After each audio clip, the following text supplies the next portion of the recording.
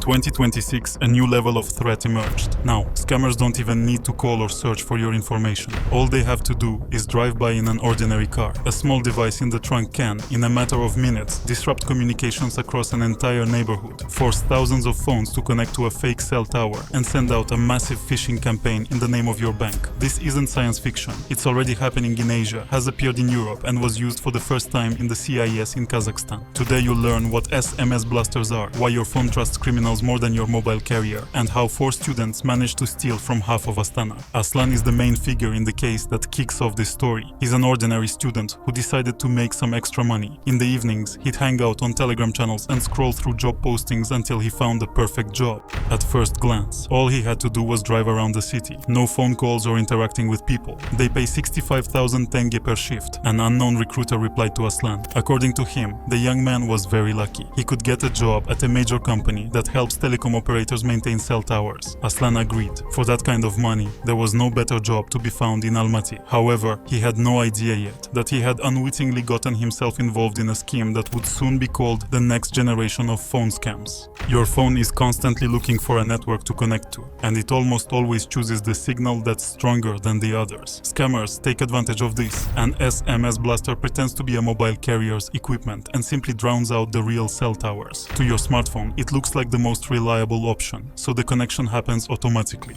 But surely there must be some kind of protection. You might think, yes, there is. But there's one catch. SMS Blasters carry out what are known as downgrade attacks. They force your phone to switch from the relatively secure 5G or 4G to the outdated 2G network, which trusts any signal source at face value. After that, scammers can send messages directly to victims' phones, posing as banks, mobile carriers, and government services. All that's left is to find a place where there will be as many people as possible. And that's where Aslan comes in. The job is simple. He's given a car with a transmitter installed inside and a map with 8 addresses: shopping malls, markets, offices, and school buildings. During each shift, he has to drive to all the locations and stay at each one for 40 minutes. This is the optimal amount of time to send up to 100,000 text messages. According to statistics, only a few % of these attacks are successful, but even that is enough to make tens of millions. This is the green market, the city's largest market, where thousands of people gather every morning, and it's also the top item on Aslan's list. The car pulled up right in the middle of the day. Along with Aslan, there were 3 others in the car, guys just like him who had found their way here through an ad on Telegram. They set up their equipment, pointed the antennas toward the market stalls, and waited. At that very moment, everyone within a 300-meter radius lost their signal. People didn't even suspect that their phones were connecting not to the carrier's cell tower, but to a small device in the trunk. The scammers had prepared a harmless message in advance. Only the sender's name changed. People received a message supposedly from their bank. Just one click in a special program, and the message was sent simultaneously to 2,000 people. By comparison, a typical scammer would spend weeks calling that many people. Then social engineering comes into play. The victim clicks on the link and is supposedly taken to a page for redeeming rewards. To verify their identity, they are asked to log in via online banking. Of course, in reality, no such rewards existed. Then cover their tracks using cryptocurrency.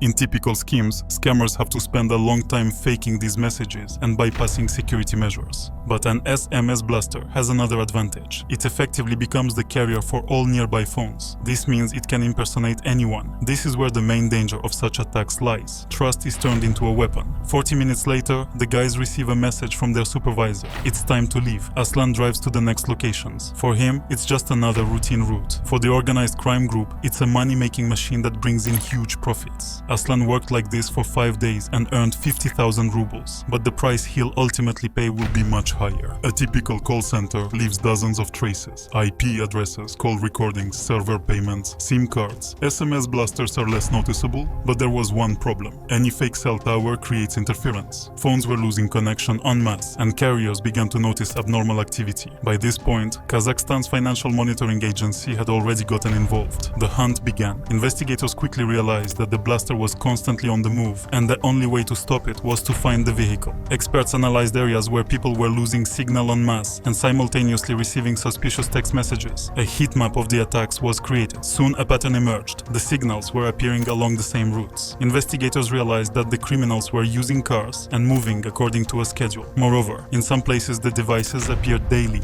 As soon as Aslan's car pulled up next to one of the garages, the task force raided them. In the trunk, they found an SMS Blaster, batteries, antennas, and laptops with mass messaging software. Several more members of the group were later detained. It's hard to say whether they knew what they were actually doing, but one thing is certain, they won't get off lightly. Creating a high-tech system for embezzlement, fraud on an especially large scale, and unauthorized access to information. Just a few days ago, Aslan thought he was simply driving around the city for good money. Now he faces more than 10 years in prison. But the story doesn't end there. The more investigators examined the detainees' phones, the stranger the story became. If the 4 students were merely drivers and equipment operators, then who is actually behind the operation? The anonymous mastermind who coordinated the group has gone into hiding. They haven't yet managed to trace the stolen money either, although the police have identified several drop-off points. But one thing is clear. Over the past few years, similar attacks using SMS Blasters have been reported in Canada, China, Thailand, and other Asian countries. Almost everywhere, the scheme followed the same pattern. Local operatives, anonymous masterminds, and money disappearing somewhere far beyond the country's borders. Therefore, it cannot be ruled out that those detained in Almaty were merely another link in a much larger international network that decided to test new technology within the CIS.